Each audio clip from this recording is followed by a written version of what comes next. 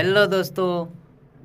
बहुत दिनों के बाद आज तुम्हारे सामने में ब्लॉग वीडियो लेने आई रही है। तो दोस्तों आज मैं आई लाग्यो नानपुर बोले तो मुकेश भैया के यहाँ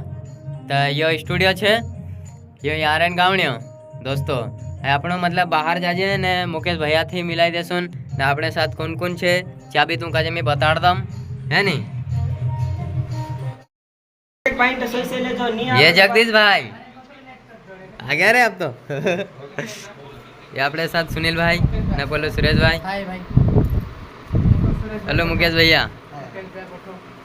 नहीं हो भाई तो गाय सोमनाथ हमारे साथ में आई रही असो लागे तो दोस्तों देख लो ये स्टूडियो सेटअप छे असो ना तुम भी रिकॉर्डिंग करने है तो आई सको क्यों मुकेश भैया सबके लिए वेलकम है कि कोई से भी गाने हो दोस्तों आदिवासी गुजराती मराठी जो भी है नहीं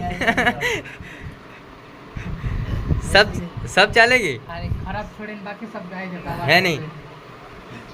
सब गाय दे सुन गई है नैन खेर आमरो जगदीश भाई अंदर भराई रही है असं लागे जगदीश भैया हाय तो कही दे ऑनसन शर्माई रही है दोस्तों वीडियो बनी हमने चाहते लो तीन कारण थी शर्माई रही